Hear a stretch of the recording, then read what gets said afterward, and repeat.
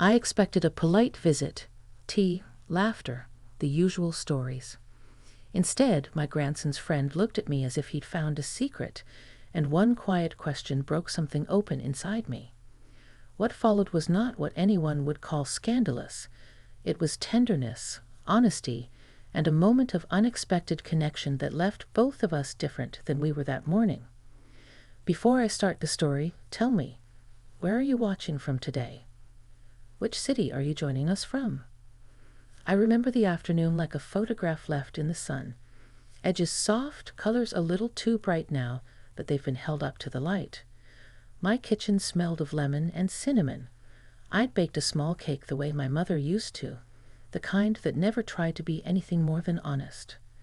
The clock on the wall ticked steady, confident, as it always had. Outside, the maple trees along the street were finally cooperating with autumn, gold and brittle, shaking like old bones when the wind decided to dance. They arrived with laughter that belonged to another, faster world. My grandson was in that in-between age where the habits of childhood and the responsibilities of adulthood bumped awkwardly into one another. With him was Jonathan, the friend he talked about for weeks, the one he said had a different sort of calm. That struck me as an odd description for a man in his late 20s, but as soon as Jonathan stepped over my threshold, I understood what my grandson meant. Jonathan had a plainness that wasn't boring. There was nothing showy about him. A simple jacket, a well-worn satchel, hair a little too long at the collar. But his eyes? They were the kind of eyes that followed a thing with patience, like someone willing to learn the shape of an object by touch. He didn't crowd people with words. Instead, he listened, and that listening made space in the room. We ate in the dining room where the light came in thick and forgiving. My grandson flitted between topics like a child picking shells, but Jonathan sat at the corner of the table where the light hit his cheek and said very little. By the time coffee was poured and the cake was reduced to crumbs, the conversation had settled into a comfortable rhythm. I told a story about dancing with my husband in the small kitchen of our first apartment. They laughed, the kind of warm, surprised laugh that tells you you are passing something true down the line. Then Jonathan asked me a question so simple and so startling at once that the silverware paused in the air. "Do you ever wish for a different life?" he asked, and he did not say it in a flippant, hypothetical way, but as if he were asking about a stain on a shirt he wanted to understand. There are questions that come like rain, sudden, inconvenient, necessary. I felt my throat tighten. At 72, you think you have answered most of the important ones for yourself. You are used to the sound of your own regrets, the soft, private inventory of what you might have done.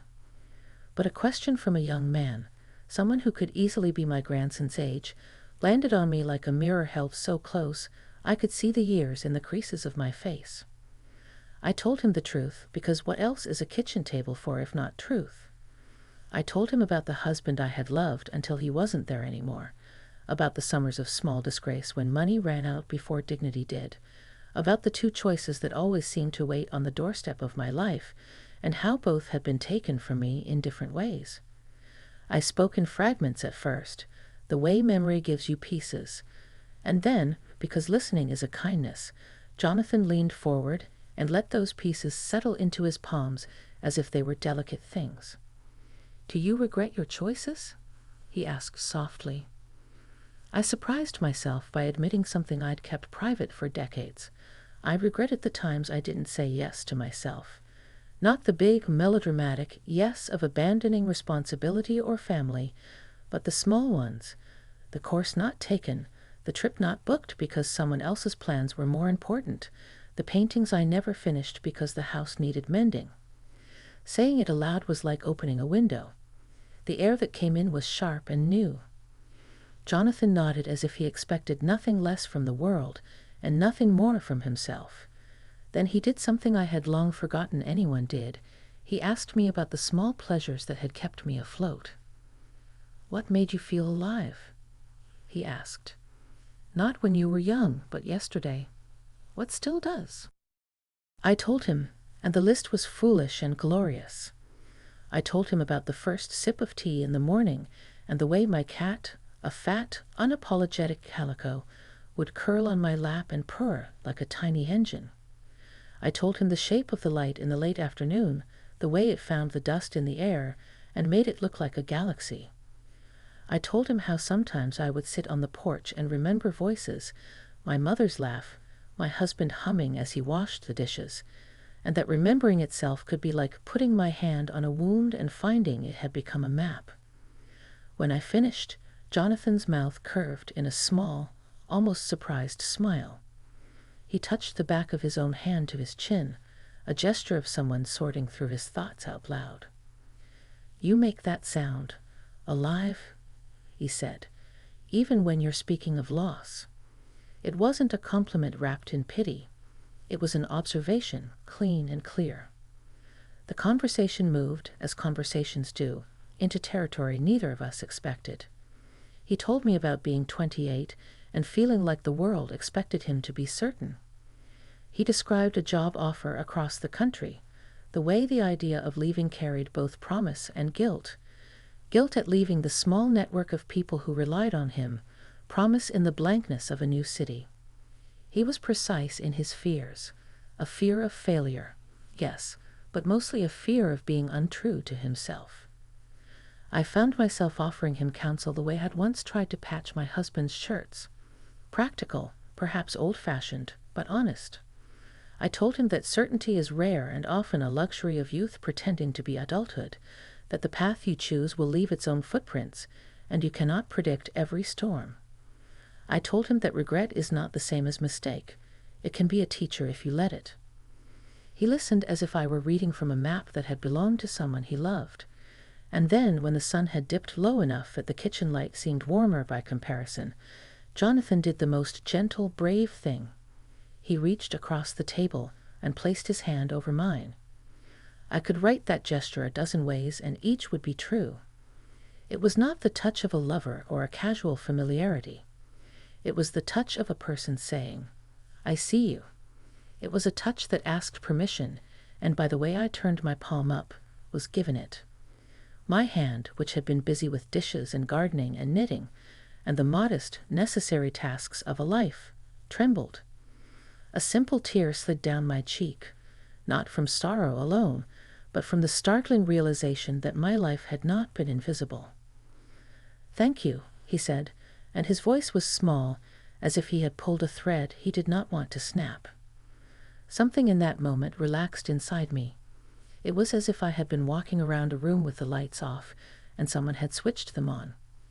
I saw my reflection in the window, an older woman with a soft mouth and eyes that had been sharp once, but now had learned a slow kind of mercy. Jonathan looked at that reflection too, not with hunger, but with curiosity and respect. He was young enough to admire without appropriation, old enough to be steady. We sat like that for a long time, hands clasped over crumbs and coffee rings, sharing stories that were not dramatic but were essential. The way my husband used to forget where he put his glasses, and the way he would laugh when he found them on his head. The time Jonathan slept through a tornado warning in a college dorm, because he trusted the way his roommate spoke with certainty. The small, ordinary acts that stitch a life together. When they left that evening, my grandson gave me one of those hugs that belonged to family, warm, quick, full of the kind of love that is sometimes clumsy, but always urgent. Jonathan lingered at the door for a moment. He turned, and I expected a polite farewell. Instead, he said something that unfurled in my chest like music. "You have a way of making room," he said. "I don't know why, but I feel like I can breathe here." It was not a confession. It was a truth as simple as the porch light on a rainy night. I told him to come again, almost on impulse, and meant it. I meant it because in the way he had looked at me, carefully, gently, without the impatient glance of youth or the condescending pity of those who think they know history.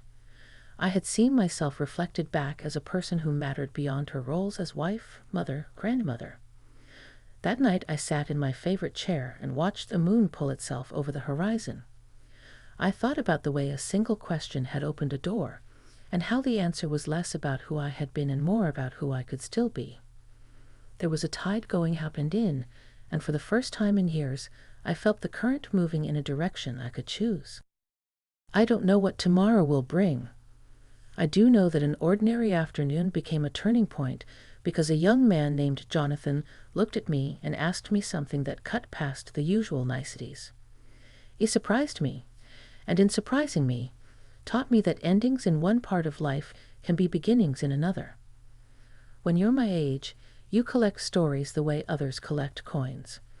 They jingle when shaken, sometimes heavy, sometimes tiny. That day added a new one, a quiet, honest piece that I tucked gently into the pocket of memory. It does not erase the past. It colors it, gently, like the light through the kitchen window.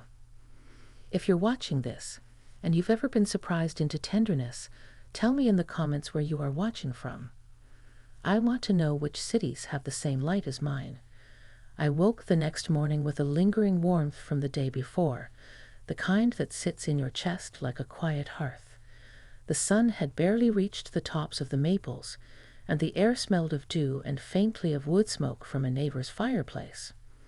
I poured myself a cup of tea and settled onto the porch swing, wrapped in my favorite shawl, thinking about Jonathan. It was unusual, this preoccupation. Usually, the world of visitors faded quickly after they left, like a guest who didn't quite belong.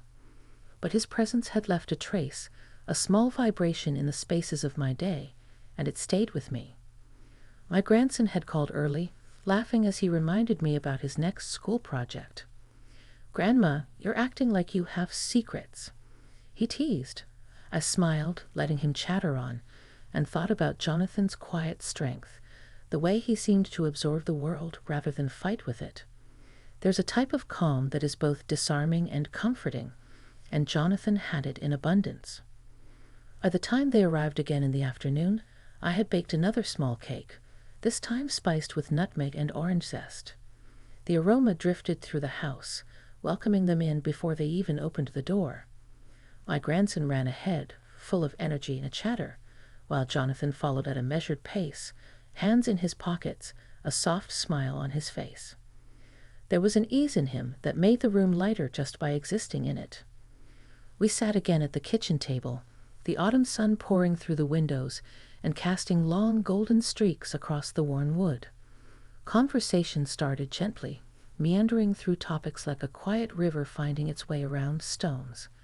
My grandson had a school project involving local history, so we talked about the old town, the stories my husband used to tell, and the way small towns hold memory in the creases of their streets. Then Jonathan did something unexpected. He leaned forward, eyes steady, and asked me a question that made my heart flutter like a bird in a cage. "Emma, do you ever feel like you've been invisible, or that people don't really see you?" It wasn't curiosity for its own sake. It was precise, deliberate. It was the kind of question that recognizes the spaces in someone's life that even time itself often avoids. I felt a shiver run down my spine, not from discomfort, but from recognition. How could someone so young, someone who could have been intimidated by my age, sense this hidden truth? I took a deep breath, letting the words I had tucked away for years surface. "Yes," I admitted softly. "There are moments when it feels like the world sees the roles I play, but not the person I am. The mother, the grandmother, the neighbor, the woman who keeps a house together. Sometimes those labels cover everything else. And sometimes I wonder if I am fading into the background." Jonathan listened without interruption, nodding once, just enough to show he understood. His presence wasn't invasive. It was supportive, almost reverent. I realized in that moment that this young man, this friend of my grandson, had created a space where honesty could exist without fear. That was rare. That was precious. "I think," he said quietly, "that people like you, people who carry so much and still find ways to care for others, they don't get enough acknowledgement. But I see you, Emma, and I think that matters." My chest tightened, the kind of squeeze that makes you aware of every breath. I had not expected affirmation from someone so young. And yet there it was, offered freely without expectation, without obligation. I felt a tear slip down my cheek, quickly brushed away with the back of my hand. But Jonathan noticed, and he didn't look away. He simply remained there, steady, patient, giving me permission to feel. We talked for hours, circling around topics of memory, of loss, of fleeting happiness.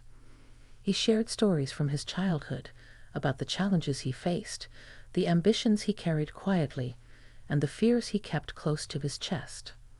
I realized that in sharing our stories, we were weaving a subtle intimacy, a bond that was emotional, not physical, tender but not fraught with anything but genuine understanding. There was respect in every word, every glance, every silence.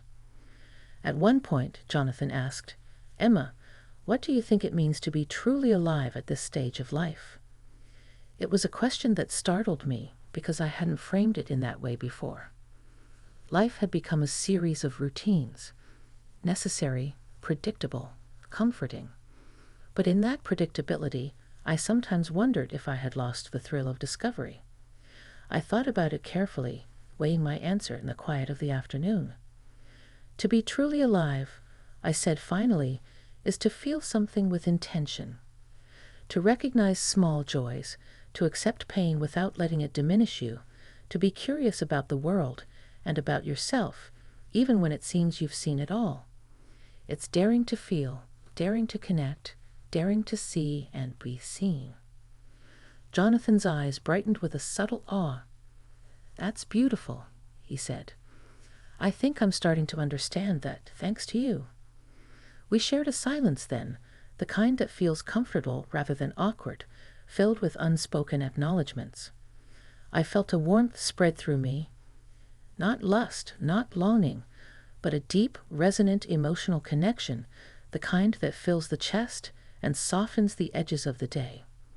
There was honesty in it, mutual recognition, and a subtle tenderness that lingered like the scent of my baking. Later, when my grandson wandered off to play in the yard, Jonathan and I lingered over the remains of tea and cake. He reached over, touching my hand lightly, and I didn't pull away. It wasn't a romantic gesture. It was a declaration of trust, of shared space, of a moment that mattered.